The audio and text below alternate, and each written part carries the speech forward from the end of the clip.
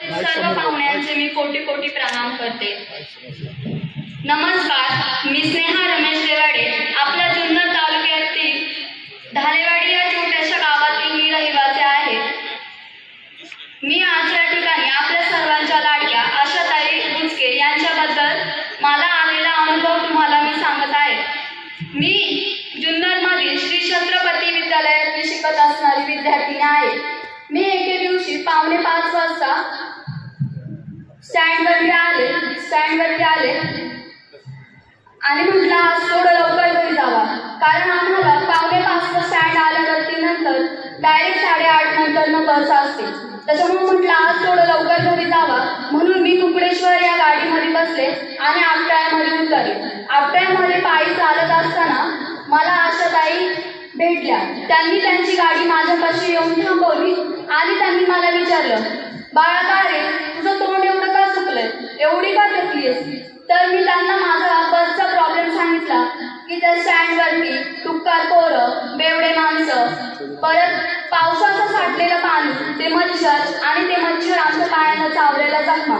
त्यांना मी ते सगळं सांगितलं तर त्यांनी लगेच महामंडळामध्ये फोन केला आणि त्यांना सांगितलं का ह्या आदिवासी भागातील मुलींना बस चालू झाली पाहिजे आणि त्यांनी मला शब्द दिला की 48 तासामध्ये तुला नक्की बाळा बस चालू करेल। आणि त्यांनी त्यांच्या शब्दाचा मान राखला आणि मला 48 तासात म्हणजे 2 दिवसात लगेच त्यांनी मला बस चालू केली। बस चालू झाल्यानंतर अक्षरशः मला इतका आनंद झाला होता।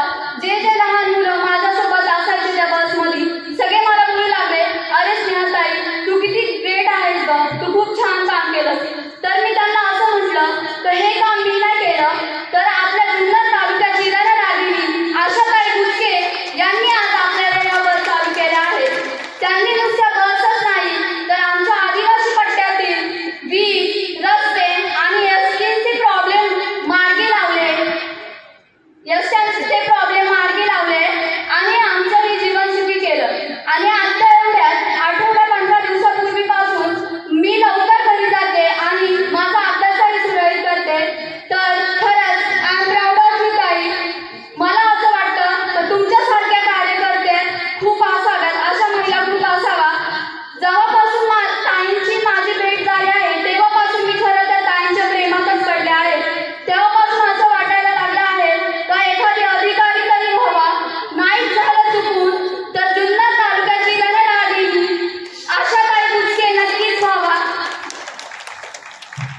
तर धन्यवाद मला 2 शब्द बोलायची संधी दिल्याबद्दल आणि धन्यवाद।